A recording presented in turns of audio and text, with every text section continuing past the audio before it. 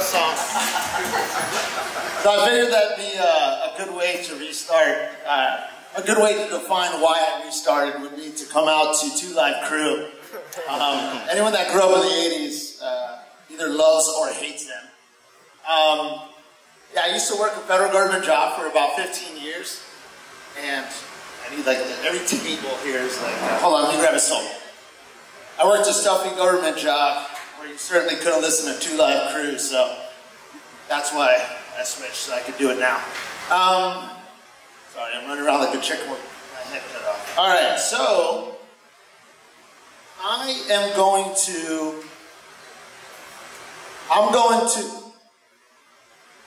He's cutting in and out. Check, check, check. You good? You guys good back there? All right. So it might cut in and out a little bit, but we'll get there. So first thing I'm going to do is kind of just take a quick hand pull. Let's just do this. Can you guys hear me in the back there? Yeah. All right. Like actually hear me, or is you just saying okay because you hear me back there, Monty? You won't lie to me. So let's just do that. These drive me nuts. So basically, take a quick poll here. So who has done a restart, a huge change in career, total shift? Who's contemplating one? So who's done one? Awesome, man. Look at that, man. Located. And who's contemplating one? Awesome. Good, good. So basically, my head really raised his hand. Thanks. Yeah, so I'm a very casual guy. You know, we're going to go through a couple things. It's really going to be a two-part. Who knows where the transition's going to occur? I don't know. But at first, I'm going to kind of talk to what was in my head and how I went through the decision process of making this switch. I'll tell you a little bit about myself. And then how I handle it on a daily basis. Then we'll talk for about 15 minutes or so. Hopefully I don't ramble on too much. I kind of live my life, or I kind of make a lot of decisions by thinking back to stories of my life, you know. So I'll talk about a couple stories that really help shape my decision-making process in my life. And then we'll do some Q&A at the end, and that'll be great. So first thing, just a quick introduction of myself. So, name's John Falco. I grew up right here in Westchester, then Kendall, then North Carolina. I kind of hopped around a little bit. I was a fun little kid for everyone but my mom and my dad. I've always kind of had a wacky personality. Any of you guys that know me realize that that has not gone away even though I'm 38 years old. And I went to FIU, Golden Panthers. And I saw a girl in a blue uniform. I had no idea. No one in my family's ever been in the military. No one I knew at the time had ever been in the military. Maybe like a second cousin joined the Marines for a couple years. And I go, and I was, who knows, I was probably baked out of my mind, walking around FIU like just getting C minuses. And I was like, hey, you know, what's going on here? She's like, oh, it's, you know, Air Force ROTC. So I'm like, ah, cool, let's give it a try. I go there, I speak to a guy named, at the time, Captain Miller, who's actually one of my regulars now, which is pretty fucking awesome. And he's like, hey, yeah, no big deal. Why don't you come in and take this test? It's really easy. It's called the Air Force Officer Qualifying Test. Come in next weekend, and if you pass that, then you can join if you want. I'm like, ah, cool. So it turns out the test isn't really easy. So it's like an SAT, like on steroids with no calculators, right? So here I come, and I'll never forget. I had like a really bad cold. I come in at Saturday like 8 a.m. and I sit down for this test, and I'm like, what the hell is going on? But somehow I struggled through this test with like the barely passing grade. And he's like, come on, join. So I joined, and I love it. It gives me a lot of structure in my life, which I absolutely needed. I still need. But it gave me a lot of structure, and it really helped shape my work ethic. So I went into the military as an intelligence officer. So intelligence officer, it's the different use of the word intelligence, which is just gathering information about the enemy or about some friends and sharing it with us just so we know. Just so we know, right? So I did intelligence work. I started in South Korea. I worked for a fighter squadron out there, a bunch of fighter pilots. And then I went to Florida, did some weapons development work, did some program management work for intelligence. Spent about 7 months in Iraq doing that not so fun stuff. Then came back, worked for Southcom, worked at Homestead, worked with some special forces guys. So I really kind of ran the gambit, did about 8 years active. Did about 2 or 3 years reserve. Then I got a job with the Defense Intelligence Agency, which is like the military's version of the CIA. Worked out of here doing some fun stuff down in Central and South America. And I was miserable. I got paid really well. I got full health care, made about $120,000 a year. I got in there every morning at about 9 o'clock. I left no later than 4:15. I had a government paid for carpool that would take me home, and no one ever called me on the weekend. Sounds great, right? Absolutely not. It was horrible. And my wife couldn't understand it. She would look at me every day when I was sitting there miserable. And she would say, why? She didn't understand why I was miserable. Especially when some of my colleagues were perfectly happy, right? We all have different personalities. You guys know that, you're creatives. And I didn't know until I made that change. And it's because my personality, I like to create things. I like to make things. If I'm not making things, which I was not making things, I was answering emails and I was, which I still do, but I was just kind of, a general would come down, give me a task, and I would perform that task. I couldn't do it. My inner being was just eating away at me. So one day I was in that government paid for carpool. I was a big beer drinker. And I was driving by this little shitty strip mall. And I looked over and I said, to a couple people in my car, a couple of them are now my business partners here. And I said, we should open a little beer bar here. And the rest is history. We didn't open a beer bar there, but I started home brewing. It took us about 2 years to find a location, which is this. By the time those 2 years hit, we had won a couple of awards at the state level and the local level. So I said, shit, let's add a brewing concept, right? Originally, we were supposed to be 1,500 square foot. Give you an idea, with the inside and outside space here, it's about 8,000, which is, if you're opening a brick and mortar, that's a huge, huge mistake for a startup. It's like going, if you're going to go buy a Corolla, don't go look at the Ferrari, because then you're going to want a Ferrari, so stay with Corolla. But it worked out. Thanks to some amazing support from folks, and here we are. So, people always ask what my title is here. I don't know. Sometimes I'm a co-owner, which is like the most uneventful title ever. I am the director of ops, I guess. The brewmaster, kind of, I guess, but really, Monty back there runs the entire brew house. He's awesome. It's all about having great staff. Monica back there, way in the back, she'll be pouring you some beer today. She runs the tap room. So I'm kind of just back to making emails, But no, I love my job. It's a great time. I love my job. I love my people. I love it because it gives me opportunities like this. And speaking of opportunities like this, David in the back, he's huge, who brought me here. Him and Philip, who's the gentleman leaning against with the water fountain right there, walked in. Their combined forces was beyond the agency marketing company. They walked in here and they helped make kind of, I don't want to say my vision, because a lot of it was their vision, as it should be from a quality marketing company, but allowed me to just kind of unleash my, my ability to unleash them on Miami, and that's kind of what the brand that they've created, that we've all created here at Lincoln Spirit. So that's kind of my story. Let's see what else we got here. So the first thing, so I'm just going to run through a couple things. The first thing I've told myself, and a lot of these things, most of these things I didn't do. But now that I'm on the other end of this transition, if I make another transition in my life, which who knows, I will definitely do, and I will recommend you guys do. But the big caveat I want to say in all of this, is that words spoken in confidence are often accepted as fact. When I was going through intelligence training, they told us never look a general in the eye and say, I think this is going to happen. You look them in the eye and say, this is going to happen. They already know you think, and it's coming out of your mouth, right?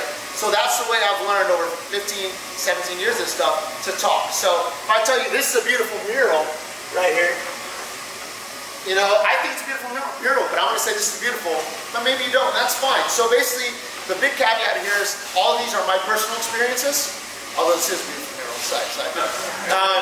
I did not paint it, I wish I did, this is great, but these are my experiences. So if you're hearing me and go, I don't agree with that, that's great, that's awesome, take that. Just take this as one little tidbit of information in your life, and that's fine. But I'm going to talk in absolutes, I'm going to talk as if this is the only way to get to what you want to do, because in my head, this is the only way. Cool? Good. So, define success early, right? What's success? I was listening to a little podcast, which I think they're great, but I don't often listen to kind of motivational podcasts. I probably should more. But Philip sent me one, and it was Tony Robbins and Gary Vee You know, basically cussing at each other, right? Which is great. But one thing Tony Robbins said, it's really struck me so amazing. He said, he's like, success is amazing. He goes, fulfillment is really what you want. He goes, if you're not successful but you're fulfilled, that's great. He said, but there is nothing worse than success without fulfillment. And what he was saying basically, he was defining success in that sense is monetary success, you know, economic success. And that's ultimately where I was. I was very happy. I was living up in Pembroke Pines, and I don't know about you guys that grew up here, guys that grew up in Westchester and Kendall, like Pembroke Pines is like, that's where the rich kids live, right? I didn't mess with Pembroke Pines. So I'm living in Pembroke Pines, I got a nice house, I got, you know, 1.5 kids, the wife picket fence and the dog, and I was miserable. I had no fulfillment, but I had, at the time, monetary success, and I had a path to get to a point where I'd be even more successful, and I walked away, and I never looked back. And I took a very big pay cut, and it's fine. I'm much more fulfilled now. So I think that's key to define that early. You know, one of my favorite quotes, and I'm going to kind of butcher this, but I'll paraphrase it. Steve Jobs, which we all know, which by all accounts is a horrible person, was a pretty damn amazing mind. And he was talking about, he was talking about using LSD, right?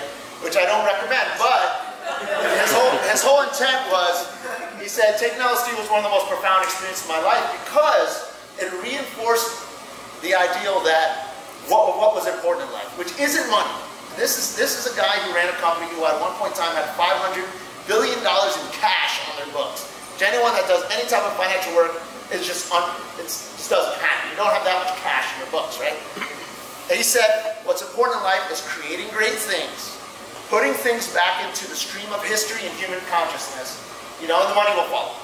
And I remember reading that quote and I was like, oh my God, this, you know, that is so great. Just create awesome product. Do something that's cool. Do a great event. You know, do CreativeMornings. Does anyone make $1 here? No, it's fine.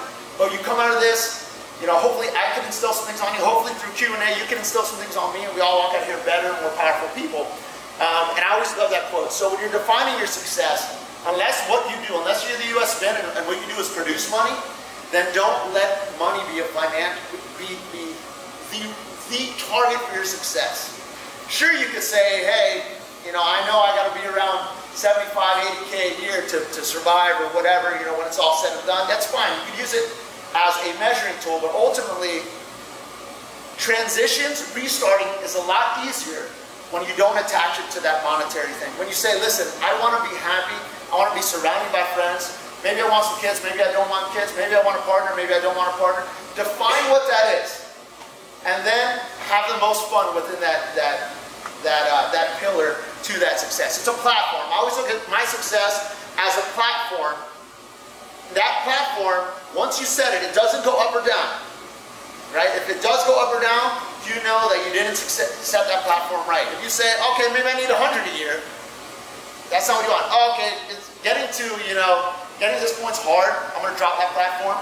Don't do that. Set that platform, be happy, and let that move east and west. Hey, I'm an Intel guy. I'm going to get, oh no, you know, I just can't hit this happiness threshold. I'm going to be a bar owner. Oh, now it's starting to work out. You can move that success platform east and west, but set that early. Set those goals for yourself, you know, and it's okay for those to shift left and right. So, other thing I'm going to say, this is something I'm speaking a lot to myself on this. You're only one person. A lot of people say, hey, you know, I want to open a bar too. Now, I work 50 hours a week at this other job. I just do it on the side. Or even if it's something that's not a brick and mortar. Hey, you know, I want to be a marketing guy or gal. I just do that on the side, you know. It's impossible for you to squeeze more work into the same amount of time without it impacting something. Usually, it impacts, the most immediate thing it impacts is your health. It crushes you. And the second thing it's going to impact is your effectiveness at both those things. So you're this guy or gal walking around, you're doing two things horribly. Don't be that person. You'll commit yourself to one thing. It's okay. The one thing I've learned is sleep and happiness are mutually exclusive with your efficiency and your effectiveness. If you say, no, I'll just put in a couple of extra hours tonight. Last night I was up until 2 a.m. like an idiot, right? Why? Because I decompress, right? But now, this would probably be a much better talk if I would have gotten about 8 hours of sleep, right? But I had a couple of events. But the point is, get that sleep, be happy, and you will be much more effective. You'll do a lot more work in 4 hours than you would have done the next day in 8 hours with no sleep. It just is. So just think about that. Try it out, you know? It just works. So decision making. So when I'm looking at making a change, there's two things I do. One, I set that goal, right? I like to use 5-year goals. I say, where do I want to be in 5 years? And whatever decision, even if it's buying a car, maybe it's getting a new job, maybe it's getting a relationship or having a kid, whatever. Where do I want to be in 5 years? And is this the best decision right now today to get me to that point in 5 years? If the answer is no, do not make that decision. But always remember one thing, one big caveat. My business partners, this drives them absolutely nuts. I say a decision is only as good or bad as the next best option. You know? The proverbial thing, if you're in a house, you're on the top floor and it's on fire, right? Should you jump out of the window, break your legs? Probably not, but it's better than burning to death, right? So, but at the same time, when you're looking at different options, always remember that a decision is only as good or bad as the next best option. Sometimes you don't have a good decision, okay? That's a little depressing, sorry about that. So, one thing that's important is that there's no such thing as a restart. Sorry, Dave. You are you, right? You can't go back to the womb and restart. So anything that you're learning in your current job or a previous job, you're going to bring that skill set. You're going to bring that skill set to the next job. That's amazing. You know, we've hired a couple people here that restarted life. When I was in the government, I hired a couple people that from totally different. One of the most, who's now a good friend of mine, one of the most effective people I have ever hired in my life, had zero intelligence experience. It was a nightmare getting to hire him. He had worked 8 years in the aquarium business. He built aquariums. And I met him, he came in, he interviewed, he had no experience, but I could just tell he had so much energy. He was just engaging, and I brought him on, and he's incredibly effective. Now he works for Special Operations Command doing intelligence work up in Tampa. He's awesome. And I'm hoping I can hire him someday to manage one of my bars. But you're going to bring all that experience from those other jobs. And you're going to apply them to your next adventure. So a restart is never just restart. There comes a caveat with that. Expectation management. If you were hot shit at your previous job and you were kicking ass, but you're a little miserable, I'm going to make a career change. I'm going to jump over here into the creative world. And guess what? Guess where you are now in this totem pole? You're here. Even if you work for yourself, you're still here. You're still a rookie. You just started. So don't come in here with this big dick energy, right? And talk about, oh, you know, don't start patting 22-year-olds on the head because you're 35 and you think you know the world. Humble yourself. You know, when it comes to expectation management, my favorite story is from when I was about 10 years old. And I said, you know, my parents, neither of them graduated high school. They're kind of salty with people. So our vacations were we drive up to like some small town in North Carolina or Georgia and, you know, spend a couple days in like Howard Johnson, right? And we're driving up and we stopped at Shoney's, right? Everyone's favorite restaurant. And those that don't know Shoney's, it's like Bill Evans, but worse, right? So we go into Shoney's, and I come from my dad's Italian, and my mom's Puerto Rican, and just cooks whatever my dad wants, so it goes in Italian, right? So we stop at Shoney's, and who knows what my parents ordered, but I'm looking, here's like 11-year-old me, and I look and I go, ooh, I'll take the lasagna. And I remember getting this lasagna at like a Georgia Shoney's, and I remember taking one bite into it. And I remember look over at my mom, like, Mom, this is horrible. And I'll never forget, she looked over at me, she goes, never order lasagna at Shoney's. And just that, like, I always forget, never order lasagna at Shoney's. It's like expectation management, right? If you're going to get a Shoney's lasagna, you better be ready for it to suck.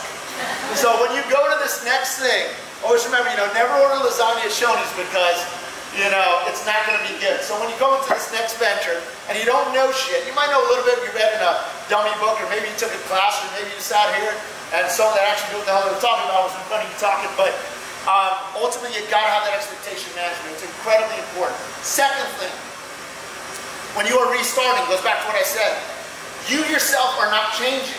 You know, you can't change the machine, right? You're only changing your inputs to achieve outputs, right? My output I want is more happiness, maybe more money, maybe just having my own thing. Maybe I'm done working for you, I want to work on my own, right? You are still you, right? You may go take a yoga class and read a book, but you're still you. You can't change that machine. Not immediately, it takes time, it's gradual, it's generally not forced. So How do you adjust your inputs to that machine, to that printing press that are you, to achieve your desired outputs? Always think about that. So whether that input is sleep, whether that input is food, whether it's work environment, whether it's mentality, you know, I'm just going to force myself to think about things positively. Just understand that. Understand that you're rigid. You know, you're stubborn. You know, maybe you're like me and you don't even know what patience is. But there is a bit of a challenge there. A lot of people want change to occur overnight. So those things. Don't change the machine. Can't change the machine. And expectation management. You know, it's also a great way to deal with difficult people. When I was in the government, I had a boss named Mike, and he was just a horrible person. He was just a bad person.